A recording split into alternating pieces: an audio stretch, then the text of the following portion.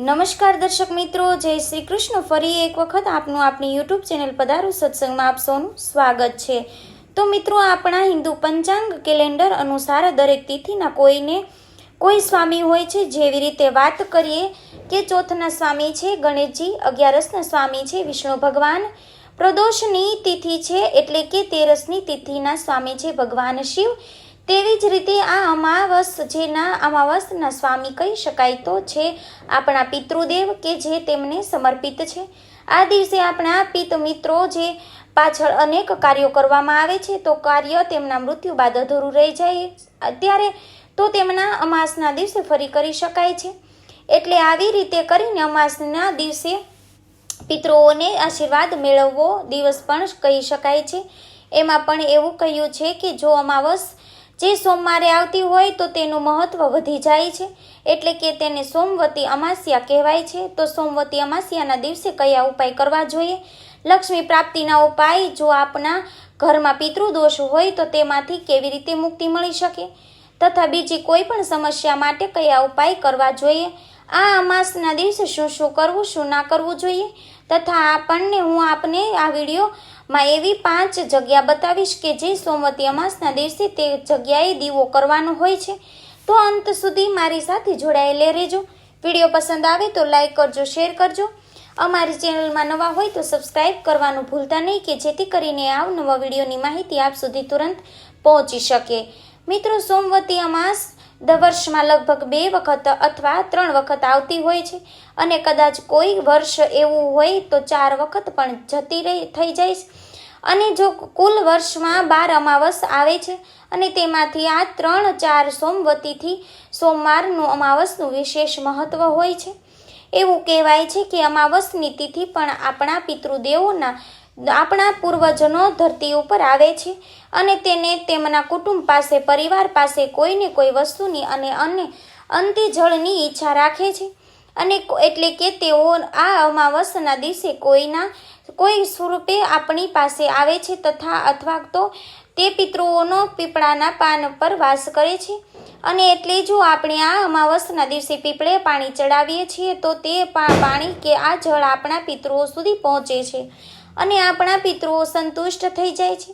આ ઉપરાંત આ પીપળાના વૃક્ષમાં ત્રિદેવ એટલે કે બ્રહ્મા, વિષ્ણુ, મહેશનો વાસ થાય છે, એટલે કે વાસ રહેલો છે। એટલે પીપળાને જળ ચડાવવાથી તે 3 દેવોની પણ પૂજા થાય છે અને ગણાય છે। આ પીપળો વૈજ્ઞાનિક દ્રષ્ટિએ પણ ખૂબ જ મહત્વનો છે, કેમ કે પીપળો એકમાત્ર એવું વૃક્ષ છે કે આપણે 24 કલાક ઓક્સિજન આપે છે, ત્યારે બાકીના વૃક્ષો દિવસના સમયમાં ઓક્સિજન જ આપે છે, રાત્રિના સમયમાં ઓક્સિજન આપતા નથી। એટલે કદાચ આપણા ઘર આસપાસ ક્યાંય પીપળાનું વૃક્ષ હોય તો તેને ક્યારેય પણ કાઢવું ન જોઈએ અને જેનાથી પણ આપણે પિતૃદોષ લાગી શકે છે અને પીપળાના વૃક્ષનું લાકડું ક્યારેય બળતણમાં ઉપયોગ ના કરવું જોઈએ।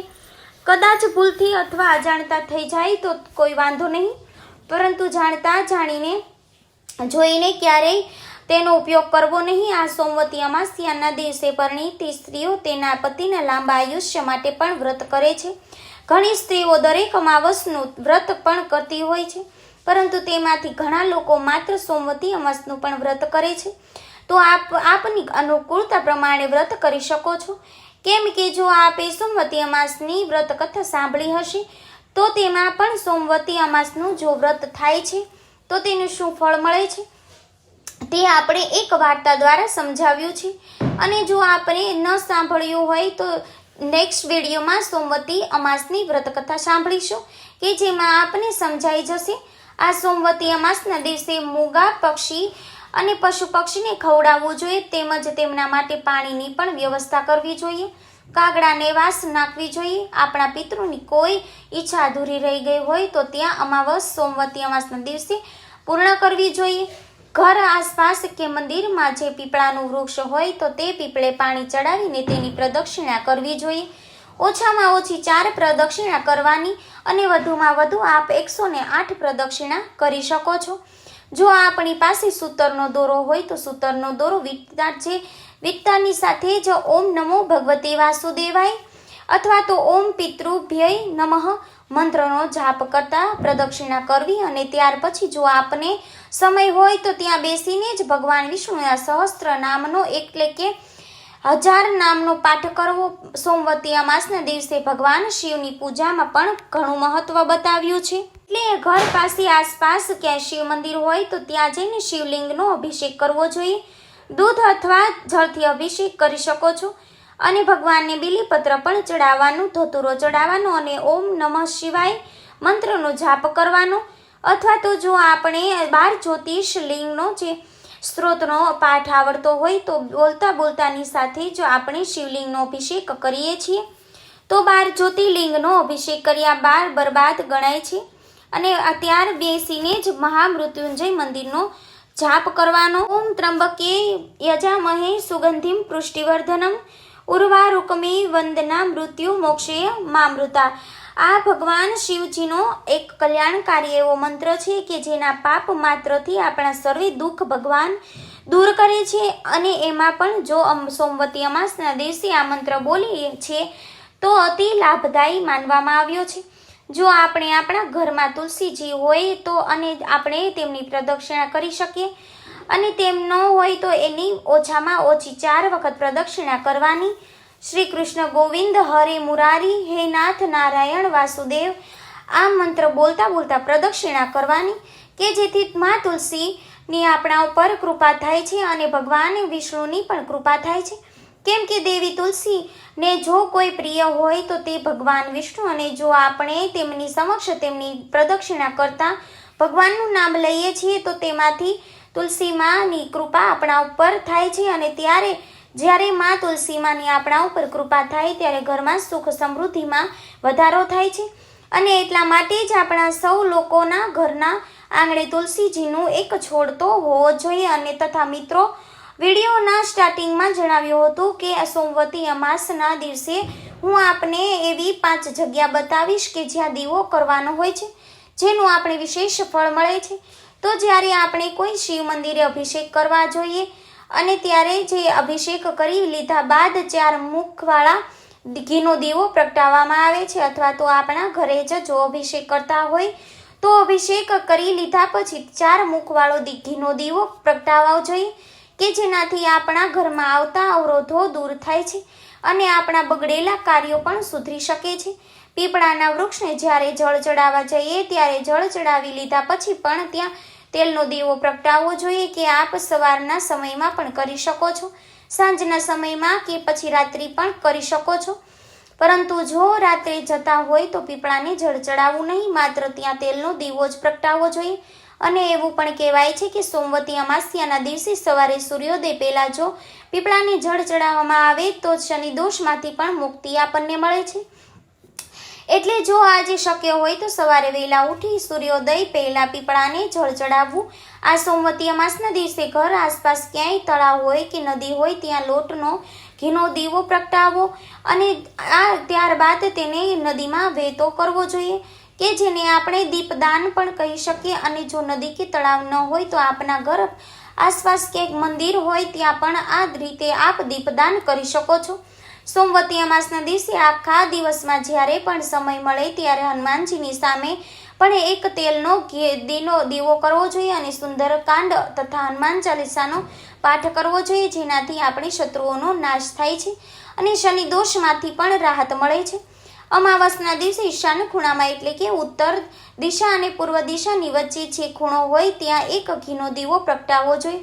અને આ ઈશાન દિશા એ આપણા મંદિરની પણ દિશા છે.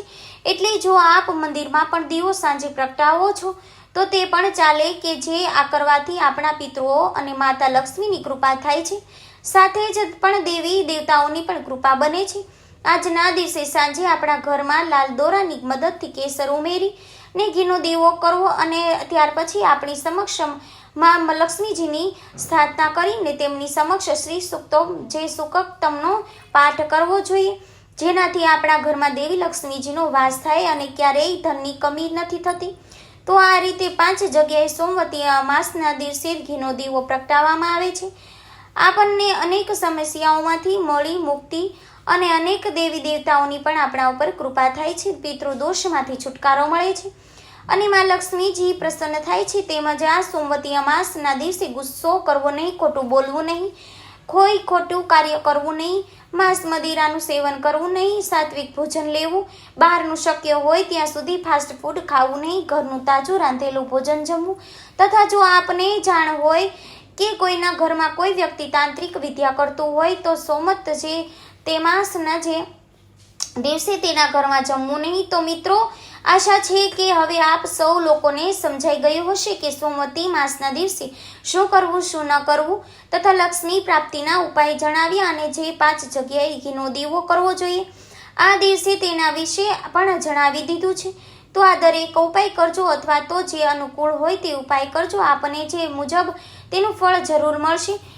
અને હા મિત્રો, વિડીયોમાં જે પણ વાતો કહી છે તેની વાતો શ્રદ્ધા ઉપર આધારિત છે. આ શ્રદ્ધાનો વિષય છે. ઘણા લોકો તેને માનતા હોય કે ઘણા લોકો ના માનતા હોય, કે જે આ વિષયમાં શ્રદ્ધા હોય કે જે લોકોને ના હોય તે ઉપાય જરૂર કરજો. જે તેને ઉપાય કરશો તો ફળ મળે છે, અને જે શ્રદ્ધા મુજબ નથી કરતા તેને ફળ મળતા નથી. આ વાતનું ખાસ ધ્યાન રાખવું.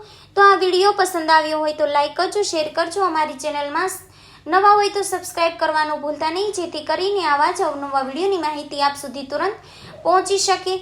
તો આ સાથે આપ સૌ મને રજા આપો.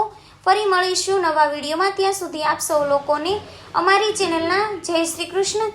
ધન્યવાદ. મારી સાથે જોડાવા બદલ આપ સૌ લોકોનો ખૂબ ખૂબ આભાર.